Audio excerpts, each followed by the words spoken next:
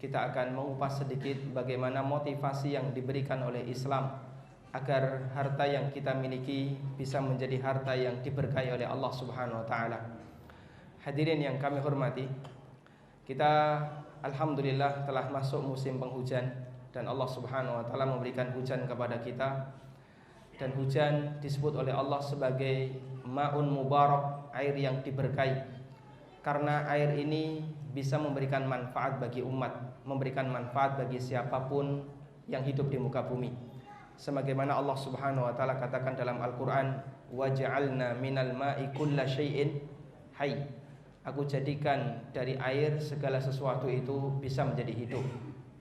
Dan Allah Subhanahu wa taala menyebut sesuatu yang baik itu dengan keberkahan. Allah sebut Al-Qur'an sebagai kitab yang diberkahi. Allah sebut para nabi sebagai manusia yang diberkahi. Allah sebut hujan sebagai air yang diberkahi. Karena makhluk-makhluk ini, para nabi, hujan, kemudian ketetapan Allah yaitu yang ada dalam Al-Qur'an memberikan kebaikan bagi seluruh alam. Allah Subhanahu wa taala menyebut tentang Al-Qur'an. Allah mengatakan, "Kitabun anzalnahu ilaika mubarakun liyadabbaru ayatihi." Al-Quran adalah kitab yang aku turunkan kepadamu, dan dia kitab yang mubarak, yang diberkahi. Karena Al-Quran berisi banyak kebaikan, berisi banyak manfaat bagi siapa saja yang berusaha untuk bisa mengambil pelajaran darinya. Bahkan Allah katakan di surat An-Nur, cahaya Allah itu nurun ala nur, cahaya di atas cahaya. Allahu nurus samawati wal ard, mathalu nurihi kamishkatin fiha misbah. Allah adalah cahaya bagi langit dan bumi. Perumpamaan cahaya Allah sebagaimana sebuah lampu yang berada di dalam misbah, sebuah lampu yang berada di dalam lentera. Kemudian Allah jelaskan bagaimana bentuk cahaya Allah. Kemudian di akhir ayat ini Allah mengatakan nurun ala nur, cahaya di atas cahaya. Kata sebagian ahli tafsir, maknanya adalah cahaya iman di atas cahaya ketika dia memahami Al-Quran. Maka orang yang beriman, dia bisa mengambil pelajaran yang maksimal dari Al-Quran yang diturunkan oleh Allah Subhanahu wa ta'ala. Karena itulah Al-Quran disebut oleh Allah sebagai kitab yang diberkahi. Kemudian Allah juga menyebut Nabi sebagai sosok yang diberkahi, seperti yang pernah Allah ceritakan tentang Nabi Isa alaihissalatu wassalam. Pada waktu Nabi Isa berada di gendongan ibunya, beliau berbicara dalam kondisi masih bayi, yang itu murni wahyu dari Allah. Bagian dari salah satu di antara yang dinyatakan oleh Isa, beliau mengatakan, "Waj'alani mubarakan ainama kuntu wa awsani bis salati waz zakati ma dumtu hayya." Dan Allah jadikan aku hambanya yang penuh berkah ainama kuntu, dimanapun aku berada. Nabi Isa alaihissalam disebut sebagai manusia yang penuh berkah, dan itu pujian dari Allah untuk beliau, karena Isa alaihissalatu wassalam banyak memberikan kebaikan bagi umat manusia. Beliau memahami Al-Quran, beliau memahami Taurat dan Injil. Beliau memahami aturan Allah, dan beliau menyebarkan aturan Allah kepada umat manusia, sehingga beliau mengarahkan kepada mereka untuk kembali kepada jalan Allah Subhanahu wa ta'ala. Demikian pula air hujan. Allah Subhanahu wa ta'ala katakan dalam Al-Quran, "Wa anzalna minas sama'i ma'an mubarakan." Dan aku turunkan dari langit air yang penuh berkah. Karena hujan banyak memberikan kebaikan bagi orang lain. Karena itulah jamaah di belakang Allah, kita bersama-sama berjuang bagaimana agar kita ini menjadi hamba Allah yang berkah. Berkah dengan cara apa? Berkah dengan cara memberikan semua potensi yang kita miliki untuk kebaikan bagi umat manusia. Karena itulah tingkatan prestasi hamba Allah bukan diukur dari sebanyak apa harta yang dia miliki, tidak diukur dari sejauh mana jabatan yang dia miliki. Bagi seorang dosen, prestasi itu tidak diukur sebanyak berapa paper yang dia tulis. Namun prestasi seorang hamba Allah diukur sejauh mana dia bisa memberikan manfaat bagi umat. Disebutkan dalam sebuah hadis yang diriwayatkan oleh Muslim, Nabi SAW pernah mengatakan, "An-nasu ma'adin." Manusia itu ibarat barang tambang. Yang namanya barang tambang, hadirin, dia satu jenis atau banyak ragam? Banyak ragam. Ada barang tambang golongan A, ada barang tambang golongan B, golongan C, dan seterusnya. Dan masing-masing punya fungsi yang berbeda, meskipun nilai dan harganya berbeda-beda. Ada barang tambang yang 1 gram harganya ratusan ribu, ada barang tambang yang segunung harganya puluhan ribu.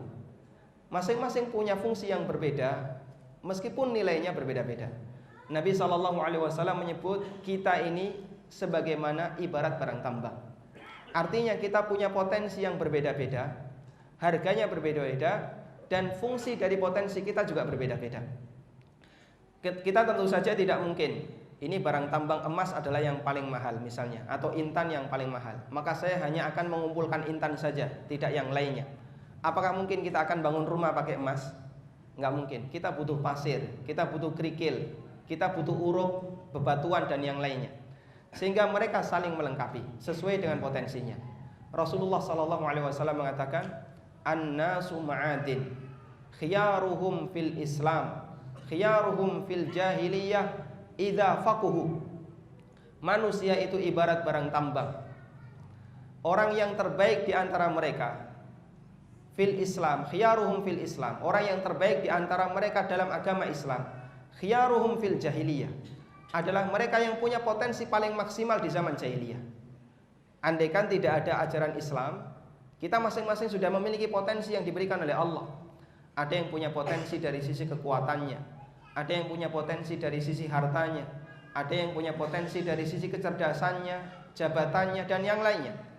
Masing-masing punya potensi yang berbeda-beda. Kata beliau, orang yang terbaik adalah yang punya banyak potensi yang bermanfaat bagi umat, idza faquhu, namun dengan satu catatan, idza faquhu, jika dia paham agama. Karena ketika orang paham agama, orientasi dia terhadap potensi yang dia miliki bukan untuk kepentingan pribadinya, tapi bagaimana agar harta yang dia miliki bisa bermanfaat bagi umat. Dan itulah nilai keberkahan bagi seorang muslim. Makanya jamaah yang dimuliakan Allah Subhanahu wa taala, kita bisa mengukur bahwa amal yang kita lakukan itu kan terkadang usianya ada yang dibuat panjang oleh Allah, ada yang usianya dibuat pendek oleh Allah. Ada sebagian manusia yang dikasih oleh Allah potensi ilmu yang bermanfaat, dan dia punya karya, karyanya bisa jadi jauh lebih panjang usianya dibandingkan usia penulisnya. Kita bisa kasih contoh, Imam Bukhari rahimahullah, beliau meninggal di tahun kurang lebih 256 Hijriah. Tahun 256 Hijriah beliau meninggal di usia kurang lebih 71 tahun. Sementara Sahih Bukhari, hadirin, Sahih Bukhari kalau kemudian kita buat perhitungan kasar, andaikan di titik meninggalnya itu baru kita hitung sebagai titik awal beliau menulis atau beliau selesai menulis Sahih Bukhari, berarti usia Sahih Bukhari berapa tahun? Sekarang 1439 dikurangi 256, lebih dari 1100 tahun usia Sahih Bukhari. Penulisnya hanya berusia 71 tahun, tapi karyanya berusia lebih dari 1000 tahun.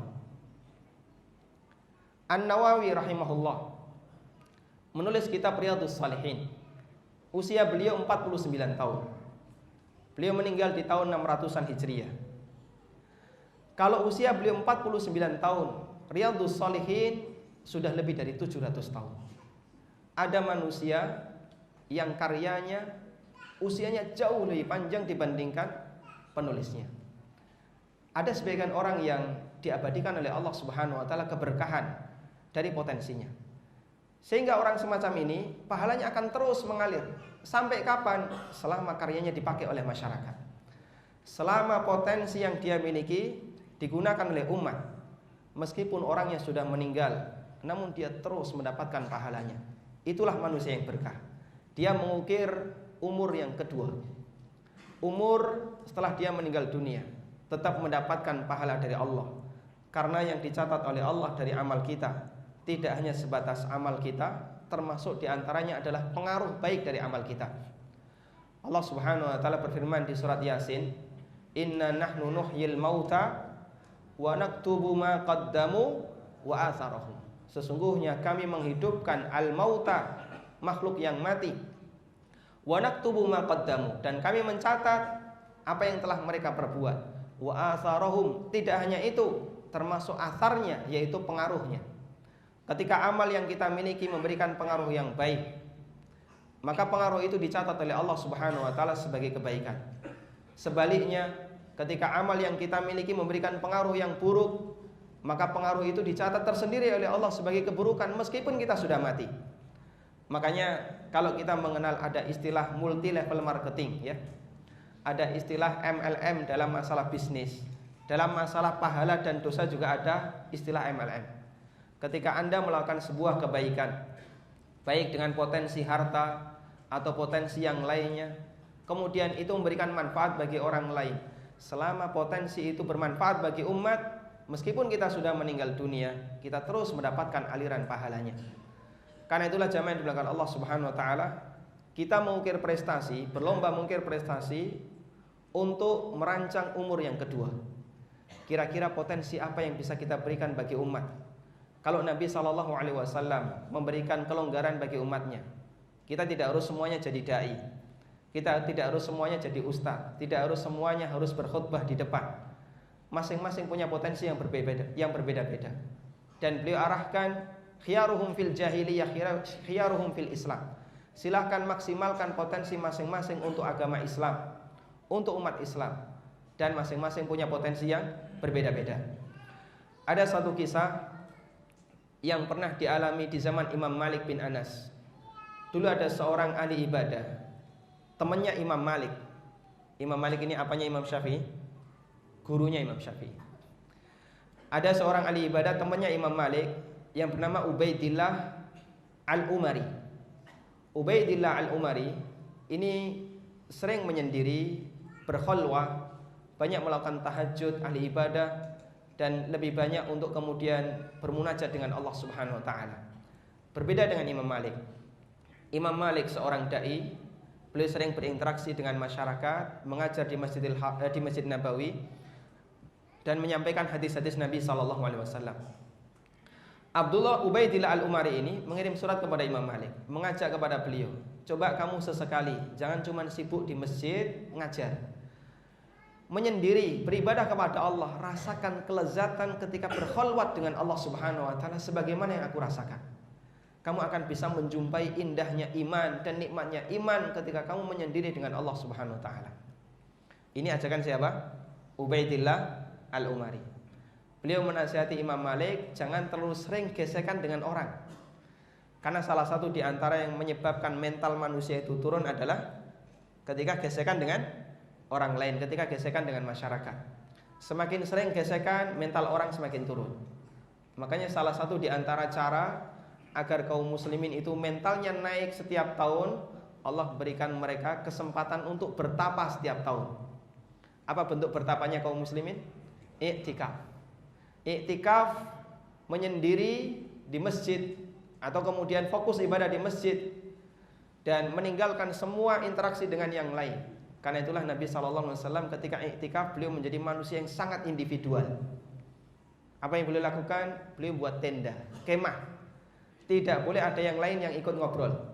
Sendiri beribadah kepada Allah meskipun temannya di masjid. Makanya kalau ada orang iktikaf kok semakin banyak kenalan, itu iktikafnya keliru. Seharusnya iktikaf itu lebih banyak beribadah, bukan memperbanyak kawan. Tujuan besarnya biar mentalnya naik. Karena orang ketika menyendiri dengan Allah, banyak berkhalwat, banyak beribadah dengan Allah, ini memperbaiki kekuatan mentalnya. Hadirin dimuliakan Allah, ketika Imam Malik mendapatkan surat semacam ini, beliau rahimahullah membalas suratnya kepada Ubaidillah Al-Umari dan beliau katakan dalam satu pernyataan yang dicatat oleh para ulama dan sering disampaikan sebagai nasihat emas, innallaha qassamal a'mal kama qassamal arzaq. Sesungguhnya Allah Subhanahu wa taala membagi amal bagi para hambanya sebagaimana Allah membagi rizki. Lalu beliau memberikan rincian, farubba rajulin futihalahu fis salah walam yuftah lahu fis siyam wa futihalahu fis sadaqah walam yuftah lahu fis siyam. Ada orang yang dimudahkan oleh Allah, gampang melakukan salat, tapi dia susah melakukan puasa. Ada yang bisa tahajud, tapi dia nggak bisa puasa. Ada yang mudah sedekah, tapi dia susah untuk tahajud. masing-masing dikasih oleh Allah Subhanahu wa taala kemampuan untuk beramal sesuai dengan potensinya. Makanya tugas bagi seorang muslim adalah kita coba mengukur balik diri kita. Kira-kira saya ini lebih cocok di potensi yang mana? Jangan sampai 0% ya, nggak ada sama sekali. Minimal ada 1 atau 2 yang kita jadikan sebagai amal andalan, potensi yang bisa kita berikan untuk perbaikan umat, baik dengan hartanya, dengan kecerdasannya misalnya, dia sering memberikan usulan yang bermanfaat bagi masyarakat, atau dengan jabatannya bisa membantu umat yang membutuhkan bantuannya ketika berinteraksi dengan pemerintah, dan seterusnya. Masing-masing punya potensi. Dan jamaah dimuliakan Allah, salah satu di antara potensi yang oleh Nabi SAW beliau selalu tekankan, maksimalkan potensi itu adalah potensi harta. Sampai disebutkan dalam hadis yang diriwayatkan oleh Muslim, bagaimana semangat beliau untuk menggunakan potensi harta agar harta yang kita miliki itu semakin berkah. Dalam hadis yang diriwayatkan oleh Muslim, Nabi SAW pernah mengatakan, "Man kanat lahu zar'un, man kanat lahu ardun, falyazra'ha." Siapa yang punya tanah, jangan dibiarkan nganggur, tapi dikelola. Fa illam yazra'ha, kalau dia tidak mampu untuk mengelolanya, mungkin karena sudah sibuk, atau mungkin dia tidak punya keahlian di sana, jangan tetap dibiarkan nganggur. Beliau sarankan bagaimana? Fal yuzri akha, berikan kesempatan kepada saudaranya untuk mengelolanya. Nabi SAW menyebutkan harta di sini dalam bentuk tanah, bukan pembatasan. Namun itu salah satu di antara contoh. Kalau orang punya potensi dalam bentuk harta tanah yang nganggur, jangan dibiarkan, dimaksimalkan, dikelola. Kalau dia sendiri nggak punya kemampuan gimana? Beri kesempatan saudaranya, sesama muslim untuk mengelolanya dengan berbagai macam pilihan akad. Bisa bentuknya disewakan, atau misalnya bentuknya dilakukan akad investasi ya. Saya invest tanah, silakan kamu kelola, nanti kita bagi hasil. Atau dengan akad-akad yang lainnya. Yang jelas potensi ini jangan dibiarkan nganggur. Dan ini sekali lagi bukan pembatasan, sehingga bisa dikiaskan untuk potensi yang lain. Ada sebagian orang ya, dia punya uang, duitnya nganggur. Karakter manusia zaman sekarang kan lebih suka ketika melihat uangnya itu aman di deposito dibandingkan ketika dipakai oleh orang lain. Dia punya ratusan juta, penghasilannya tetap ada. Kalaupun misalnya sekian ratus juta itu diinvestasikan untuk kaum muslimin yang lain, gak bakalan mengganggu nafkah keluarganya. Tapi dia merasa ketakutan, dan dia lebih nyaman melihat saldo dibandingkan ketika uangnya dipakai untuk memberikan investasi kepada yang lain. Nah, ini salah satu di antara contoh. Sebenarnya banyak dana kita itu yang dimanfaatkan oleh orang lain, hadirin. Anda ketika deposito uang itu, kemudian Anda taruh di bank, dimanfaatkan oleh bank atau dibuat nganggur oleh bank? Dimanfaatkan oleh bank. Mereka yang mengambil manfaat potensi kita. Sementara kita sendiri hanya bisa nganggur, membiarkan harta itu dimanfaatkan oleh orang lain. Coba andaikan itu kita manfaatkan untuk kemaslahatan umat. Termasuk kita bisa saksikan ya, ada orang yang dia saat ini sedang mengembangkan bisnis. Sekarang kan termasuk di antara bisnis yang lagi ngetren kan fintech ya, finance teknologi. Bagaimana caranya bisa nyedot dana dari masyarakat tanpa harus menjadi lembaga perbankan, crowdfunding, seperti yang sedang dikembangkan oleh Gojek. Mereka buat seperti GoPay ya, GoPay. Hadirin yang dimuliakan Allah, ada sebagian orang yang tanya begini, keuntungan GoPay itu dari mana? Kita saja kalau membayar tunai saja sudah merasa murah. Ini ketika pembayarannya pakai GoPay dikasih diskon, kadang sampai 50% dan seterusnya. Coba kita buat perhitungan kasar. Andai di Indonesia ini ada 1 juta pengguna GoPay, kemudian masing-masing pengguna GoPay ini dalam waktu sehari mereka top up 100.000 saja. Berapa duit yang didapatkan GoPay sehari Pak? 100.000 kali 1 juta Pak, berapa Pak? Berapa? 100 M ya, 100 M Pak, duit Pak, 100 M. Itu ukurannya M bukan S ya. uang 100 M yang dimiliki oleh Gojek itu potensi siapa hadirin? Kalau mayoritas penduduk Indonesia adalah Muslim, itu harta kita, itu potensi kita. Makanya yang lain ikut berebut. Tokopedia buka yang sama, Bukalapak juga menyusul yang sama. Mereka berusaha untuk berlomba nyedot dana dari masyarakat sebanyak-banyaknya. Dan ini potensi yang luar biasa, tapi orang nggak sadar. Coba, apalagi di negara kita kan menganut sistem kapitalis, yang mereka punya prinsip uang sekarang dengan uang besok mahal mana? Sekarang dengan besok mahal mana? Mahal sekarang. Uang sekarang dengan uang dulu mahal mana, Pak? Hah? Baik, cara ngukurnya begini. 10.000 tahun 80 bisa dipakai beli apa, Pak? Hah? Bisa dipakai nikah ya? Anda punya 50.000 cukup untuk 4 kali ya? Tahun 80, Pak. 10.000 bisa dipakai beli sapi. 10.000 zaman sekarang soto sapi nggak bisa.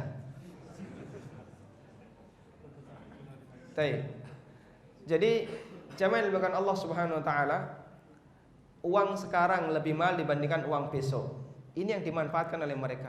100 M geser sehari saja jadi berapa? 100, sekian M.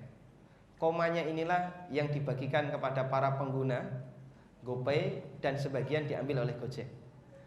Jadi mereka memanfaatkan potensi kita. Makanya Nabi SAW ingatkan kepada kaum muslimin. Wallahu a'lam apakah mereka membaca hadis ini atau tidak. Yang jelas Rasulullah SAW menekankan kepada kita, jangan sampai potensi harta itu nganggur. Kalau kita tidak mampu untuk mengelolanya, berikan kesempatan bagi orang lain untuk mengelolanya. Dan salah satu di antara penyakit umat itu kan biasanya orang yang kaya, mereka punya kecenderungan lebih suka berinteraksi dengan sesama yang kaya, bertransaksi dengan yang kaya. Kalau Al-Quran mengajarkan berbeda. Apa yang Al-Quran ajarkan?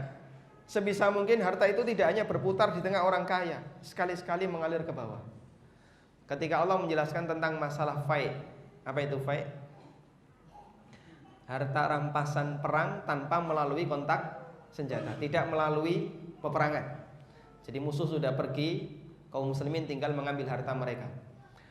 Harta fai' kata Allah, ma'afa Allahu lillahi ma'afa Allahu li rasulihi min ahlil qura falillahi walidil qurba wal yatama wal masakini wa ibnis sabil. Fai' yang disediakan oleh Allah untuk rasulnya. Maka fai' ini ada sebagian untuk kemaslahatan umat, lillahi, untuk Islam dan kaum muslimin. Kemudian untuk dzil qurba, untuk orang miskin, untuk ibnu sabil. Lalu Allah akhiri ayat itu dengan mengatakan, kaila yakuna dulatan bainal agniya'i minkum, agar harta itu tidak cuma berputar-putar di tengah orang kaya di antara kalian, agar potensi itu tidak hanya mengendap di atas, sesekali mengalir ke bawah.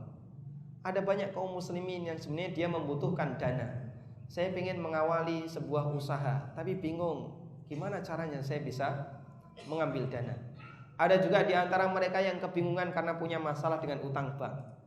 Tapi yang di atas diam, yang di bawah teriak-teriak nggak kedengaran, ketutup kasur.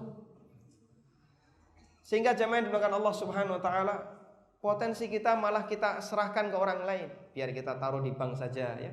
Nanti kan bisa sesekali waktu cek saldo ya, sebagai hiburan kalau lagi stres ya. Buka internet cek saldo. Tapi kalau kemudian kita taruh di tempat orang lain kan was-was, ketar-ketir, nanti gimana, jangan-jangan duit saya dibawa lari dan seterusnya. Ini penyakit bagi yang terjadi di umat Islam. Potensinya dimanfaatkan oleh orang lain, keberkahan harta itu tidak bermanfaat bagi umat, namun didominasi oleh sebagian di antara kaum muslimin atau sebagian di antara masyarakat di tempat kita. Andaikan itu kita manfaatkan dengan baik hadirin, sehingga kita bisa gunakan bagaimana agar harta itu bisa bermanfaat bagi umat, maka insya Allah bisa membantu mereka yang membutuhkan. Ada salah satu contoh yang ini pernah dipraktekkan di Kuwait. Jadi di Kuwait itu ada satu lembaga yang mereka menamakan dirinya dengan Bab Rizki Jamil, pintu Rizki Jamil. lembaga ini mengumpulkan wakaf tunai. Wakaf tunai, mengambil dana dari para orang-orang yang mampu dan bentuknya wakaf. Syarat wakaf itu apa, Pak? Objek wakaf harus punya nilai manfaat yang pertama dan harus punya nilai ketahanan. Maka objek wakaf tidak boleh habis pakai. Misalnya, saya wakaf nasi, bisa nggak? Nggak bisa. Wakaf roti, bisa? Nggak bisa. Wakaf bensin, nggak bisa. Wakaf harus punya nilai ketahanan. Uang itu punya nilai ketahanan nggak? Dia habis pakai zatnya, tapi nominalnya kan utuh. Nominalnya utuh. Dan itu yang dimaksud dengan wakaf tunai. Ada orang yang menyerahkan wakaf misalnya 100 juta. Saya wakaf 100 juta. Nominal 100 juta ini utuh. Cuman dia mengalir kemana-mana. Dan itu setelah mengalir balik lagi ke lembaga ini. Sehingga duit ini bermanfaat bagi umat, tapi dia utuh nominalnya dan bisa memberikan keuntungan bagi mereka yang membutuhkan. Jadi wakaf yang digalakkan oleh Bab Rizki Jamil, wakaf tunai ini, mereka ini mau mengembangkan wakaf produktif dalam bentuk akad mudharabah. Uang dari para donatur diakadkan sebagai wakaf, bukan donasi, sehingga tidak boleh habis pakai. Karena itu ketika diserahkan kepada penerima wakaf tidak boleh untuk konsumtif, hanya boleh untuk pengembangan usaha. Setelah dikumpulkan, maka mereka menawarkan kepada para startup yang sudah ingin memulai usaha dan belum mampu atau belum punya modal, dikasih modal. Sambil dikasih atau sambil dipantau ya, dikasih pendidikan tentang bagaimana cara berbisnis. Dan subhanallah laporannya banyak sekali para pengusaha-pengusaha baru yang ada di Kuwait yang awalnya mereka tidak berpikir bagaimana cara untuk mengembangkan bisnisnya, terutama bagi para remaja. Ini salah satu di antara contoh bagaimana umat Islam memanfaatkan potensi yang mereka miliki. Daripada duit itu saya taruh di bank atau saya taruh di lembaga yang dia memanfaatkan potensi saya namun tidak dimanfaatkan untuk kemaslahatan umat, lebih baik saya gunakan untuk yang lain. Potensi kita manfaatkan, yang penting jangan sampai itu dibuat nganggur. Kemudian dalam hadis yang lain, semangat Rasulullah SAW untuk memanfaatkan potensi harta yang beliau miliki. Hadisnya riwayat Bukhari. Beliau pernah mengatakan, "Lau kana li mithlu Uhudin dhahaba." Andaikan saya memiliki emas sebesar gunung Uhud. Tidak perlu kita bayangkan betapa banyaknya ya. Pokoknya banyak sekali. Andai saya punya emas sebesar gunung Uhud, kata beliau, ma yasurruni alla yamurra alayya thalathu layalin wa indi minhu syai'. Saya enggak suka kalau sampai berlangsung selama 3 hari duit itu, emas itu masih berada di tempatku ya. Illa syai'un ursiduhu lidainin, kecuali sebagian saja yang saya pertahankan untuk bayar utang. Andai beliau punya emas sebesar gunung Uhud dan beliau punya utang, maka beliau hanya mengambil sebagian untuk bayar utang, sisanya digunakan untuk kemaslahatan kaum muslimin. Ini contoh bagaimana semangat Rasulullah SAW, biar harta itu tidak cuma mengendap, tapi harta itu memberikan maslahat bagi umat. Kalau beliau tidak bisa memanfaatkan sendiri, maka beliau sebarkan untuk kaum muslimin. Dan ini menunjukkan bagaimana pemurahnya Nabi SAW. Kalaupun beliau kaya beliau itu bukan untuk kepentingan pribadi, tapi kaya beliau untuk kemaslahatan umat. Karena potensi kekayaan jangan didiamkan, kita berikan kepada yang lain dan kita manfaatkan untuk memberikan manfaat bagi yang lain. Karena itulah hadirin yang Allah Subhanahu wa taala, ada seorang nabi yang dalam Al-Quran beliau dijamin oleh Allah bebas dari hisab. Siapa beliau? Ada seorang nabi dalam Al-Quran Allah nyatakan bebas hisab. Siapa beliau? Sulaiman alaihi salatu wassalam. Nabiullah Sulaiman alaihi salatu wassalam, yang kata Mujahid bin Jabr, Malikud dunya arba'ah, raja dunia itu cuma ada 4. Muslimani wa kafirah, 2 muslim dan 2 kafir. Dua muslim, yang pertama Dzulqarnain, penguasa daratan dari mulai ujung timur sampai ujung barat. Ada khalifah, namun dia tidak penguasa dunia, cuman penguasa sebagian wilayahnya saja. Dzulqarnain itu ujung timur sampai ujung barat di bawah kekuasaan beliau. Yang kedua Sulaiman alaihissalatu wassalam. Dan dua yang kafir, pertama Namrud bin Kan'an, dan yang kedua Bukhtansar, yang dulu pernah menjajah Bani Israel. Tayyib. Sulaiman alaihissalatu wassalam, salah satu raja muslim yang kekuasaannya seluruh daratan ujung timur sampai ujung barat dijamin oleh Allah bebas hisab. Allah katakan dalam Al-Quran di surat Sad, hadza ata'una famnun au amsik bighairi hisab. Ini pemberian dari kami, silahkan kamu berikan kepada orang lain, au amsik, atau kamu gunakan untuk kepentinganmu, bighairi hisab, tanpa hisab. Kenapa sampai beliau dijamin oleh Allah Subhanahu wa taala tanpa dihisab? Padahal harta beliau sangat banyak, kekuasaan beliau sangat besar. Dan salah satu di antara kekayaan Sulaiman itu dari mana? Dari hasil tambang. Karena di antara jin yang ditugaskan Sulaiman adalah nambang laut, ya. Masuk ke dalam laut, mengambil benda-benda yang berharga di dalam laut, mengambil mutiara.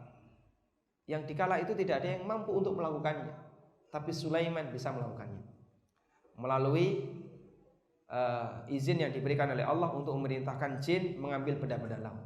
Sehingga kekayaan Sulaiman luar biasa banyaknya. Hadirin bahkan Allah, meskipun demikian Sulaiman alaihissalatu wassalam dijamin oleh Allah bebas hisab. Kok bisa seperti itu? Sebagian ahli tafsir mengatakan karena Sulaiman alaihissalatu wassalam hartanya adalah malun saleh, harta yang saleh, harta yang mendukung untuk kegiatan dakwah dan kemaslahatan bagi umat. Beliau kaya bukan untuk kepentingan pribadi, tapi beliau kaya dipilih oleh Allah Subhanahu wa taala agar sebagai permisalan untuk menunjukkan bagaimana kekuatan syukur yang dilakukan oleh Sulaiman. Dan hartanya digunakan untuk kemaslahatan umat. Makanya oleh Allah Subhanahu wa taala dijamin bebas hisab. Bisa enggak kita seperti itu? Mustahil. Karena kita pasti dihisab oleh Allah. Sebagaimana yang Allah katakan, "Tsumma latus'alunna yauma idzin 'anil na'im." Kemudian besok di hari kiamat kalian akan ditanya tentang kenikmatan yang kalian miliki. Karena itu yang bisa kita lakukan adalah bercita-cita mendekati Sulaiman. Maksudnya gimana, Pak? Sebisa mungkin harta yang kita miliki ini, kalaupun dihisab oleh Allah, jangan sampai menjadi sumber masalah ketika kita menghadap Allah Subhanahu wa taala. Apa manfaatnya ketika kita kumpulkan harta, capek-capek kita bekerja, tapi ternyata ketika kita menghadap Allah Subhanahu wa taala, harta yang kita miliki menjadi sumber masalah ketika kita menghadap Allah. Padahal belum tentu harta yang kita kumpulkan itu bisa menjadi jatah rezeki kita. Jamaah dibilangkan Allah, dalam sebuah hadis yang sahih riwayat Muslim, Nabi SAW pernah menjelaskan tentang hakikat rizki bagi manusia. Kata beliau, rizki itu kan apa yang kita habiskan, baik dengan cara dimakan, dipakai, atau yang disedekahkan. Sementara yang kita kumpulkan belum tentu menjadi rizki. Ada pemasukan, ada rizki, beda ya. Pemasukan belum tentu rizki, tapi kalau sudah jadi rizki, sudah pasti pemasukan. Beliau mengatakan, yaqulu ibnu Adam, mali, mali, mali. Manusia selalu mengatakan, terobsesi dengan hartanya, hartaku, hartaku, dan hartaku. Lalu beliau mengatakan, wa hal laka mim malika ya ibnu Adam. Padahal hakikat dari hartamu itu, wahai manusia, illa ma akalta fa afnaita, wa ma labista fa ablaita, wa ma tasaddaqta fa amdaita. Hakikat dari hartamu adalah apa yang kamu makan sampai habis, yang kamu pakai sampai rusak, dan yang kamu sedekahkan. Sementara yang keempat, yang kamu kumpulkan belum tentu bisa menjadi jatah rezekimu. Ada orang ketika dia bekerja, halal diambil, syubhat juga doyan, haram juga kadang diambil. Dia dapat duit yang sangat banyak, masuk ke dalam rumahnya, bawa duit banyak, mati. Apa yang dia dapatkan milik siapa? Siapa yang akan menikmatinya? Orang lain, bukan dia. Siapa yang akan dihisap? Dia. Kita dihisap oleh Allah untuk semua yang kita kumpulkan. Padahal belum tentu yang kita kumpulkan menjadi jatah rezeki kita. Dan kita tidak akan mungkin mampu melampaui jatah rezeki kita sebanyak apapun penghasilan kita. Karena manusia itu tidak akan mampu melampaui jatah rezekinya. Sekaya apapun dia, sebanyak apapun penghasilannya, jatah rezeki dia hanya sebatas apa yang dia habiskan dan dia manfaatkan. Ada orang misalnya punya 5 rumah. Dia berencana, malam ini saya akan tidur di 5 rumah saya. Kepala saya tidur di rumah yang sana, tangan saya tidur di rumah yang sini, kaki saya tidur di rumah yang situ. Bisa terjadi nggak Pak? Kita hanya akan menikmati satu ruangan yang sedang kita tempati. Sisanya orang lain yang memanfaatkannya. Dan ada yang kita angburkan. Itu contoh bagaimana gambaran yang diberikan oleh Nabi SAW. Kita punya potensi yang kita manfaatkan sendiri cuma satu, yang lain orang lain yang menggunakannya. Dan ketika orang lain yang menggunakannya, belum tentu itu bisa memberikan manfaat. Makanya jamaah yang dimuliakan Allah, Islam seperti yang dimiliki semangat yang diberikan oleh Nabi SAW. Beliau mengajarkan bagaimana agar potensi harta itu bisa memberikan manfaat bagi umat. Kita kaya bukan untuk kepentingan pribadi, tapi bagaimana bisa memberikan maslahat bagi yang lain. Meskipun kondisi semacam ini berat hadirin, butuh perjuangan yang luar biasa. Nabi Muhammad SAW itu kaya atau miskin? Ya, beliau kaya dan katanya sekaligus miskin. Beliau pernah memiliki kambing sebanyak 1 lembah, onta ratusan, emas banyak sekali, kebun kurma yang ada di Khaybar banyak, apalagi budak. Beliau punya banyak budak. Namun subhanallah, semuanya dibagikan untuk kaum muslimin. Bahkan sampai beliau meninggal dunia, beliau tidak meninggalkan warisan selain beberapa gantang gandum dan pedang. Itu pun beliau masih punya utang di tangan orang Yahudi yang belum terselesaikan dan baru ditebus di zamannya Khalifah Ar-Rasyid Abu Bakar As-Siddiq radhiyallahu anhu. Kondisi Nabi SAW. Beliau meskipun punya kekayaan tidak untuk kepentingan pribadi, tapi disebarkan bagi umat. Dan itulah nilai harta yang saleh. Ada seorang sahabat yang dia dipuji oleh Nabi SAW, bahkan disebut oleh Nabi hartanya harta yang saleh. Sahabat itu adalah Amr ibn al-As. Beliau pernah memimpin perang, kemudian mendapatkan kemenangan, lalu berhasil membawa ghanimah. Ghanimah itu halal atau haram hadirin? Halal. Bahkan itu harta yang dipilihkan oleh Allah Subhanahu wa taala untuk nabinya sallallahu alaihi wasallam. Sampai Nabi sallallahu alaihi wasallam pernah mengatakan, "Wa ju'ila rizqi tahta dhilli rumhi." Allah jadikan rizkiku di bawah bayang-bayang tombakku. Singkat cerita, Amr ibn al-As radhiyallahu anhu setelah membawa ghanimah dilaporkan kepada Nabi sallallahu alaihi wasallam. Kemudian beliau dikasih jatah oleh Nabi. Ini silahkan kamu ambil. Ini hartamu. Ini bagian untukmu. Namun apa kata Amr? Tidak ya Rasulullah. Saya sudah cukup. Saya tidak perlu mengambil ini. Tapi Nabi SAW terus meminta kepada Amr, silahkan ambil wahai Amr. Sampai akhirnya beliau mengatakan, khudh ya Amr, ni'mal malus salih ma'ar rajulis salih. Ambil wahai Amr, karena sebaik-baik harta adalah harta yang saleh dipegang oleh orang yang saleh. Subhanallah ya. Orangnya saleh, hartanya saleh. Kalau di Masjid Asy-Syakirin ini insya Allah banyak orang saleh. Sekarang perjuangan selanjutnya, bisa nggak harta kita menjadi harta yang saleh? Manusianya saleh, hartanya saleh. Harta saleh itu kata Ibnu Hibban, ketika beliau menjelaskan tentang pengertian harta yang saleh, harta yang bisa mendukung pemiliknya untuk semakin dekat dengan Allah Subhanahu wa taala. Kalaupun dia tidak mampu untuk memanfaatkan semuanya, maka dia tidak lupa untuk memberikan sebagian potensi harta ini agar dimanfaatkan oleh orang lain. Sehingga bagi dia harta adalah apa yang saya manfaatkan untuk kepentingan pribadi saya, untuk ibadah saya. Kemudian jika ada yang sisa, kita berikan kesempatan bagi orang lain. Silakan Anda memanfaatkannya. Karena tidak mungkin bisa kita manfaatkan semuanya. Misalnya kita punya uang 10 juta, habiskan sehari ini, bisa nggak Pak? Kesulitan kita ya. Kecuali kalau kemudian kita sedekahkan, kita sumbangkan untuk yang lain.